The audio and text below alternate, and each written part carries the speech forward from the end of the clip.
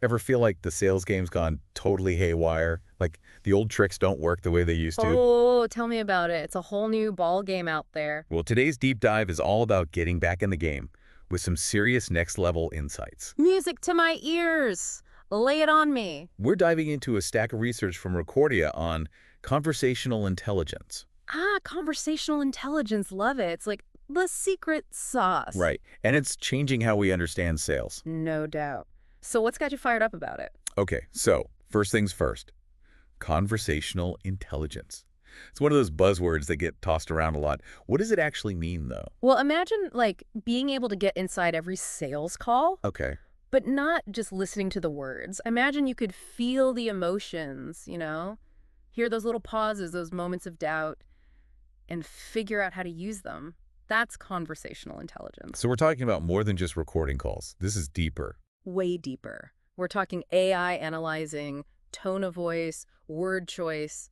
Even when someone hesitates for a second, it's like, what's the DNA of a conversation that makes it successful? And the crazy thing is, everyone keeps saying the phone is dead.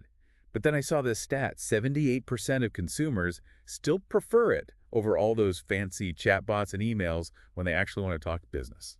It's funny, right? Like, we think all this tech is taking over, but when it comes down to it, people still crave that human connection. So true.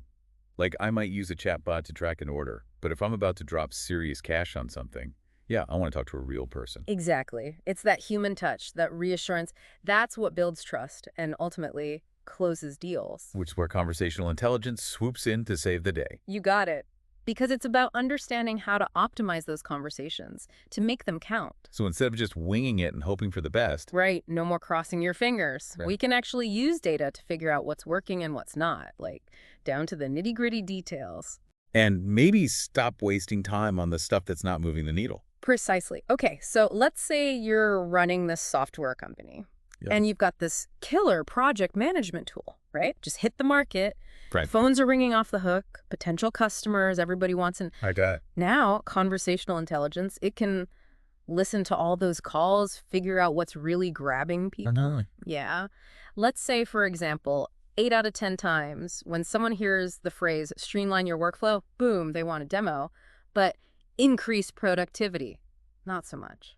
So it's less about what you're selling, more about how you're selling it. You got it. Word choice. It's huge, but it's even more than that. What do you mean? Okay, same software company. Someone calls in, right? They've got a question about integrating with another system they used. Sounds pretty standard, yeah. But then buried in the conversation, almost like an afterthought, they mention struggling with their social media. Now what? Oh, I see where you're going with this. Time for an upsell.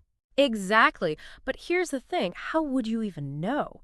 With conversational intelligence, it flags that. Wait, seriously. So the software is not just listening for keywords. It's like reading between the lines. It's picking up on tone, too. Like maybe there's a little frustration when they mention social media, a hint of desperation. That triggers the system. Now the agent, they get an alert. Boom, smooth transition. Hey, did you know we also offer... It's almost like having a secret weapon. Right. You're not just reacting, you're anticipating. Yeah. But it works both ways, How so? Let's say a bunch of people are calling in, complaining about this one specific bug. Annoying, sure, but not the end of the world, right? Right. Except conversational intelligence analyzes those calls. It realizes people who complain about this bug, 80% chance they cancel their subscription the next month. Oh, so now we're talking serious damage control. Exactly. But you've got a heads up. You can flag those calls in real time, get a manager involved, smooth things over before they escalate. So it's not just about making the sale. It's about keeping the customer happy long term. 100%. This is powerful stuff, no doubt, but with great power. Comes great responsibility. Yeah, that's the other side of this, right? I mean, we're talking about analyzing people's conversations.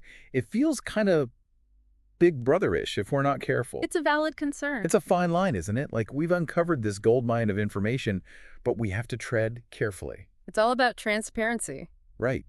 People should know what's up. Absolutely. Customers need to know their conversations are being analyzed and how that data is being used. Like, no surprises. Because the last thing we want is to make people feel like they're being spied on. Exactly. The goal here isn't to manipulate anyone. It's about using these insights to actually improve their experience. So how do companies find that balance? It's like you want to use the data, but not be creepy about it. For sure. It all comes down to boundaries, Yeah. Being upfront. Some companies, they let customers opt out of the whole analysis thing if they want. Oh, that makes sense. Give people a choice. Exactly. And not bury it in some fine print nobody reads. It should be clear, easy to understand. Because at the end of the day, it's about trust. Right. Yeah. 100%. You said it. When you use conversational intelligence the right way, it's not about being sneaky. It's about building stronger relationships, making things better for everyone. It's kind of cool when you think about it. In a world where everything's digital, this is bringing back that human element. Yeah. It's like you said earlier, when it really matters, we still want that human connection. This deep dive has been amazing. We've gone from deciphering the building blocks of conversations to predicting what customers are going to do before they even do it. But as we've learned, it's not just about the technology itself. It's about using it responsibly, ethically, and always keeping that human touch front and center. So until next time, keep those conversations going strong. And remember, sometimes the most powerful insights come from simply listening.